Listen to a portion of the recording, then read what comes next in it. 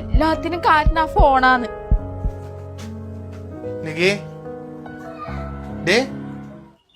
എന്തായി? നീ എന്തിനു വിഷമിച്ചിരിക്കുന്ന?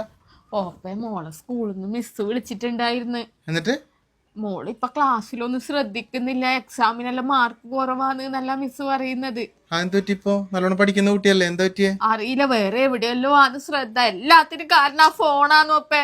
ഞാൻ പറഞ്ഞില്ലേ കുറച്ച് ദിവസമായിട്ട് ഫോണിൽ കളി നല്ലോണം കൂടുതലാന്ന്. അതന്നെ, ഇപ്പൊ എന്തെല്ലോ ഗെയിം എല്ലാം കേറ്റിട്ട് എപ്പോഴും കളി തന്നെ. ഞാൻ പറഞ്ഞാലൊന്നും കേക്കൂല. അല്ല, നീ ഒരു കാര്യം ചെയ്യ്, ഇനി ഫോൺ കൊടുക്കാൻ നിൽക്കണ്ട. വൈകിട്ട് സ്കൂളിൽ വരുമ്പോ പറഞ്ഞ അച്ഛ ഉച്ചക്ക് വന്നപ്പോ ഫോൺ എടുത്ത് പോയി എന്ന് പറഞ്ഞു കേട്ടാ. ഫോൺ അയക്കാൻ കൊടുത്തെന്ന് ഞാൻ ഷോപ്പിൽ കൊണ്ട് വെച്ചെന്നിട്ട് പറഞ്ഞു. മതി, അങ്ങനെ മതി, ഇനി ഫോൺ കൊടുക്കണ്ട. ഫോൺ കൊടുക്കുന്നോണ്ടാണ് പ്രശ്നം. നമ്മള് തന്നെ ഫോൺ കൊടുത്തിട്ട് കൊച്ചിനെ ഇങ്ങനെ ആക്കിയത്. ഇനി പറഞ്ഞാ വേണ്ടേ? നിനക്ക് അത് ശ്രദ്ധിച്ചാ പോരെ? നീ അല്ലേ വീട്ടിലിരിക്കുന്ന ആള്, നിനക്ക് എപ്പോഴും നോക്കിക്കൂടെ? ഞാൻ എവിടെയും പോകുമ്പോ എനിക്ക് കൊച്ചിനെ നോക്കാൻ പറ്റും എപ്പോഴും? ഫോണിന്റെ കാര്യം പറഞ്ഞോണ്ട് ഞാൻ നോക്കലുണ്ട്. പുതിയ ഫോൺ നിനക്ക് വാങ്ങി തന്നപ്പോ നീ പഴയ ഫോൺ അതിന് കൊടുത്ത് അത് ഫുൾ ടൈം കളി. ഇനി പറഞ്ഞാ വേണ്ടേ? നിനക്ക് കാര്യം ചെയ്യാം, ഫോണും കൊണ്ട് അല്ലെങ്കിൽ ഞാൻ കൊണ്ട് വെച്ചോളൂ. നിനക്ക് ഇവിടെ സൂക്ഷിക്കാൻ പറ്റില്ലെങ്കിൽ എന്റെ അടുത്ത് തന്നെ ഞാൻ കൊണ്ട് വെച്ചോളൂ. കൊണ്ട് ചോറെടുത്താ, എനിക്ക് പോണം. ബാ വെറുതെ കരഞ്ഞിരുന്നിരുന്നാ വേണ്ടേ?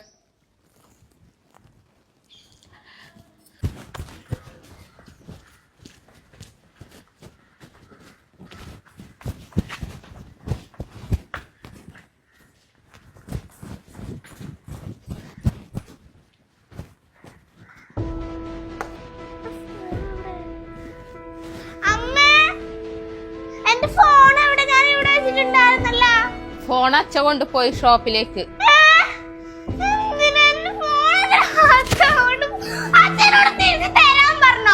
അച്ഛക്ക് ഷോപ്പിലേക്ക് ആവശ്യമുണ്ട്. അച്ഛക്ക് വേണമെന്ന് പറഞ്ഞു. മോൾട്ടി, ഇതാ എന്റെ വായിലിരിക്കുന്ന കേക്കട്ടെ. അത് അച്ഛക്ക് വേണമെന്ന് പറഞ്ഞു. അച്ഛൻ ഷോപ്പിൽ ആയിരിക്കോ കൊടുത്തത്. വെറുതെ പുന്നാരിക്കണ്ടേ?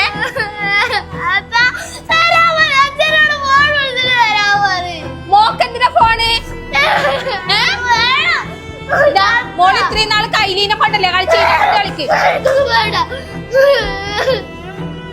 പുന്നാരിക്കല്ലേ ദുർഗേ?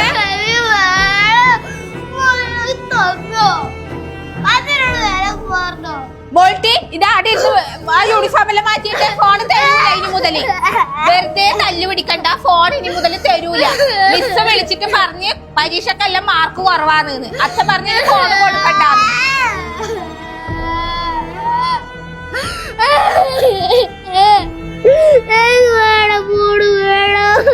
അപ്പൊ അവനെ എടുത്ത് വെച്ച് കളിക്കും.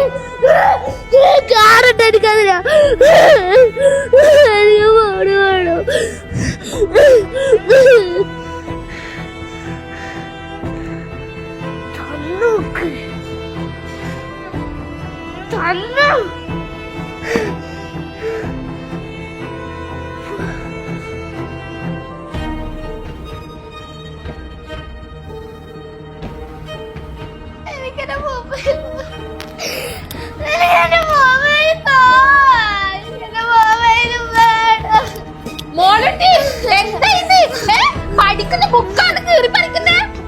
എന്താ ഇത്? എന്താ ഇത്? എന്താ മോളു? എന്താ ഇത്? എന്റെ പൊന്നെ, എന്താ ഇത്? അവന്റെ മുത്തേ, എന്റെ പൊന്നെ, അമ്മേന്റെ മോളോട്ടെ മോള്.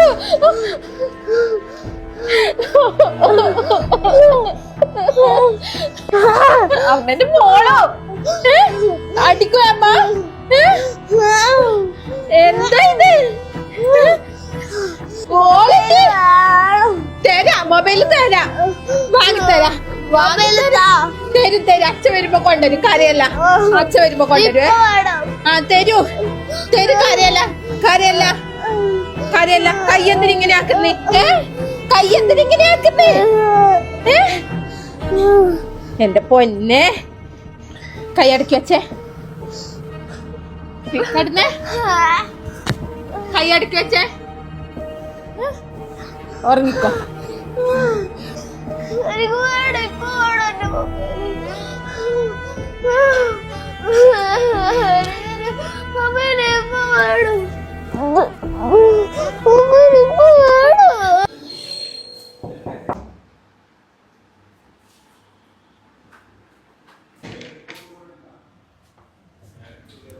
ആ ഡോക്ടർ. ഇപ്പൊ എങ്ങനെയുണ്ട്?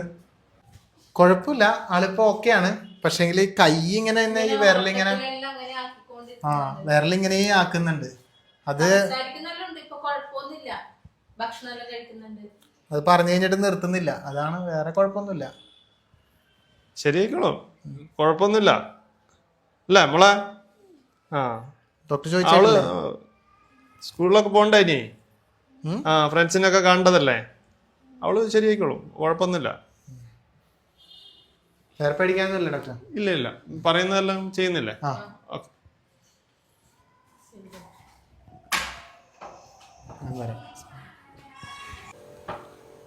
ആ ഡോക്ടർ, വേറെ പേടിക്കാനൊന്നുമില്ലല്ലോ അല്ലേ? ഇല്ല, പേടിക്കാനൊന്നുമില്ല.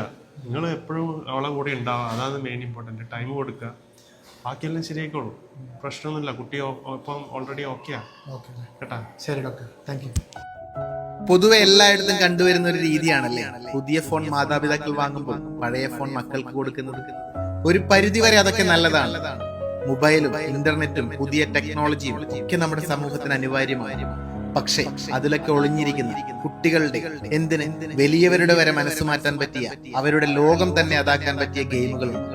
ഒരു ഗെയിമല്ലേ നമ്മുടെ മക്കൾ കളിച്ചോട്ടെ എന്ന് നമ്മൾ ചിന്തിക്കുമ്പോൾ അവർ അതിൽ മുഴുവൻ സമയവും മുഴുകി സമൂഹം എന്തെന്നറിയാതെ, ചുറ്റുപാടുകൾ എന്തെന്നറിയാതെ തികച്ചും ഒരു ഫാന്റസി ലോകത്തേക്കാണ് അവർ പോകുന്നത്. ഇത് ശ്രദ്ധിക്കേണ്ടത് നമ്മൾ രക്ഷിതാക്കളാണ്. മക്കളെ ചേർത്ത് പിടിക്കുക, സ്നേഹം കൊടുത്ത് മൊബൈൽ എന്ന ലോകത്തിന് പുറമെ മറ്റൊരു ലോകമുണ്ടെന്ന് അവരെ മനസ്സിലാക്കി നല്ലൊരു നാളേക്കായി നമുക്ക് അവരെ വാർത്തെടുക്കാം.